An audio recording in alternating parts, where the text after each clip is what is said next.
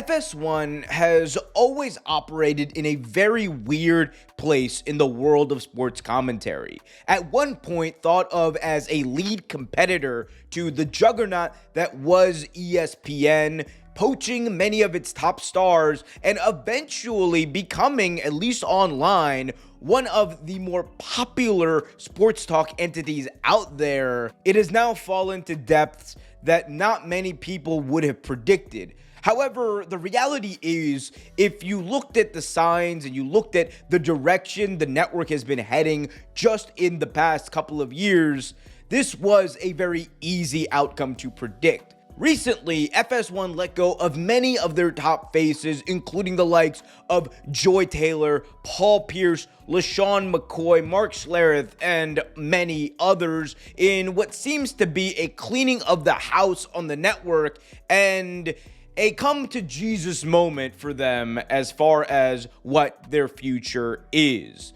And in this video, we are going to talk about why this outcome was predictable, why we all should have seen the downfall of FS1 coming, and what it means for them and the few shows that are left on this once great but now fledgling sports network. All that and much more coming up right here in this video. So be sure to smash that thumbs up, subscribe, and hit that notification bell so you get notified whenever a new video is released. I'm Omer Q for Real Take Sports. Let's dive right in. As I said before, the story of FS1 is truly one of the weirdest and most intriguing in all of sports commentary. They started as a bit of an outlier network. FS1, for nearly the first 10 to 15 years of its existence, was not really much of a mainstream network. And in reality, nothing ever really compared to the juggernaut of ESPN, at least not on cable. ESPN, for nearly 30 years, dominated the entire world of sports commentary. You did not have a network that lived up to the spectacle that you saw on ESPN. You did not have a network that brought together the personalities that ESPN did. From Michael Wilbon to Tony Kornheiser to Chris Berman and the Sunday NFL Countdown crew, you could go on and tout all of the very familiar faces on ESPN that many of us had come to love, who really made up a large part of our sports experience. Because the important thing about sports commentary and sports talk is it's even less so about the idea of them talking about sports. That is a very important, and in this era at least, very lost art of actual sports commentary. But it was the fact that these were the people who engaged us in the middle of the week, in between the big NFL games, in between the big college football games, in between NBA off seasons, free agency, and the like. These were the people and these were the shows that we all relied on to keep our fandom going. And that was the beautiful thing at one point about sports talk. And unfortunately, as time went on, ESPN became a lot more complacent in the way that they presented things. It became more reliant on debate. And while I would love to get into the downfall of ESPN's quality as a network, that is for a different video.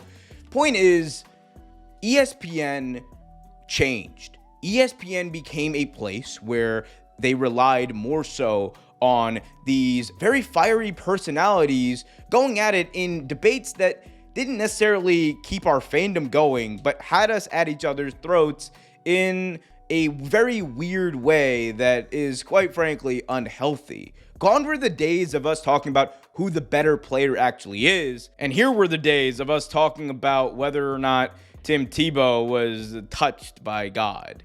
And look, as someone who's a Tim Tebow fan, I'm all for the Tebow mania, but it got to be a little much in 2011. We can all admit. All that to the side, though, ESPN had a problem and fans wanted something different. And in 2015, it felt like things were changing. You had the likes of Colin Cowherd, who was a former personality on ESPN, leave the network and very quickly join a new and improved FS1, which had at that point relaunched and tried to become a major thing. There was major financial backing around this effort to rebrand FS1, and that was only doubled down when later in 2015 it was announced that Skip Bayless would be leaving ESPN to join FS1. This was then followed by the likes of Shannon Sharpe, Chris Broussard, and many others who made the network more legitimate to fans. And this was during a time where fans were growing very weary of ESPN, and they wanted a different flavor of ice cream, and FS1's goal here was to provide that. And in many ways, early on, it did work. While FS1's ratings were never really up to par with ESPN's, at least initially, that was never the goal. The goal was to create an audience that wanted to tune in, that would watch the clips online, that would make it feel like FS1 was a viable entity for advertisers and, in the long term, help the network sustainability. And early on, they got off to a very good start. Undisputed was one of, if not the better debate shows we've had in sports in a very long time, especially the early versions before it went off the rails, which we will talk about. But you also had Colin Cowherd's show, which was one of the network's top rated shows ever. You have the likes of Emmanuel Acho and others establishing themselves alongside Nick Wright as mainstays in sports commentary, becoming some of the key faces of the network. And it felt like they were building something at FS1. Combine that with the likes of Joy Taylor and others who had come over from other networks and helped add some new blood into this building empire. It felt like they were set up for success. And at one point, you could argue, at least online, they were more favorable than ESPN. But the honeymoon would not last with FS1 for very long. And this comes down to two major flags. Number one, FS1, a network that was supposed to be built as an alternative to ESPN, very soon after became exactly what ESPN was. They became too enthralled with the debate aspect of it. Basically, every show other than Colin Cowherd's show became a debate show.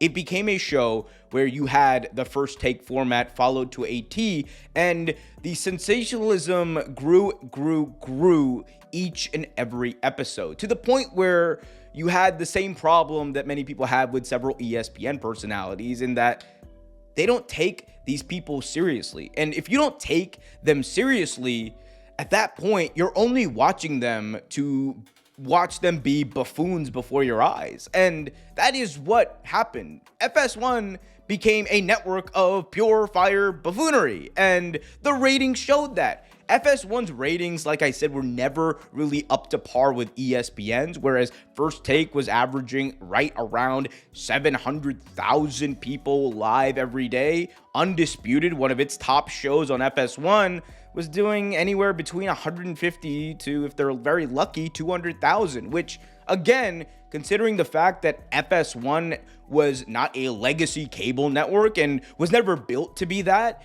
is still quite an achievement when you consider the reality of cable.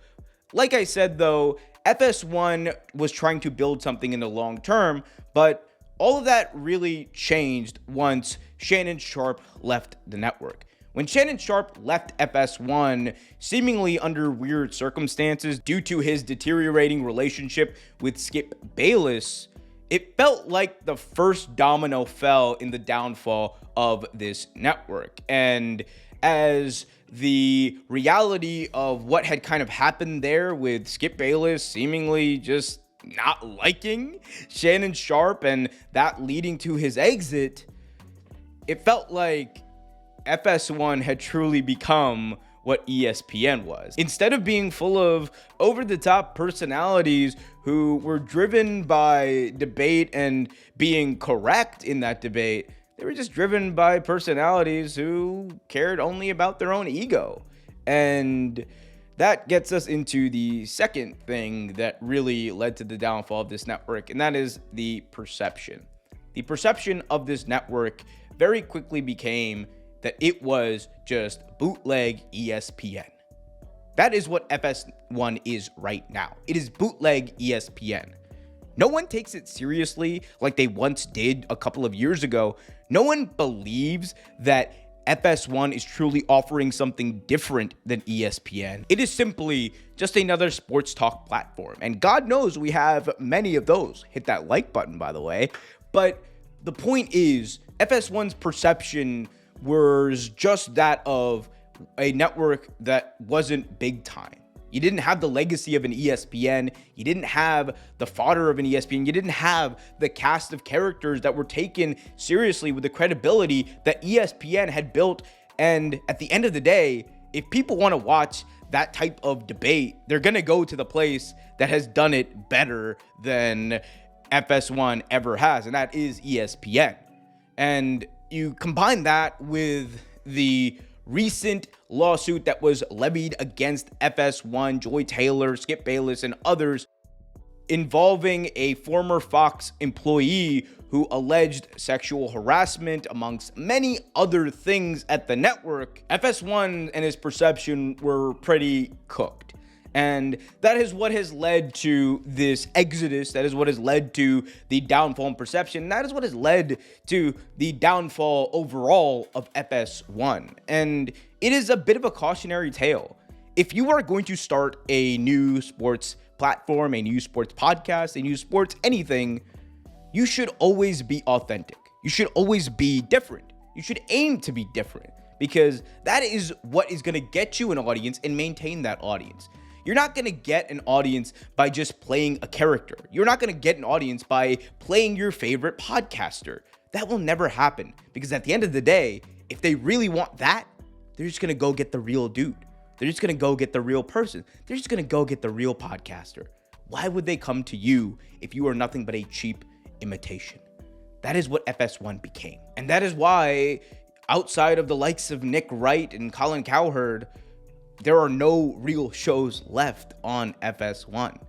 And I would argue that in a couple of years, those guys probably even aren't going to be there. And they're going to have to look elsewhere for their shows. They're probably going to have to go independent, and they are well within their right to do so. Nick Wright has already started his own YouTube channel. Colin Cowherd has started his own entire media empire, probably preparing for a moment like this, because at some point, the chickens were going to come home to roost.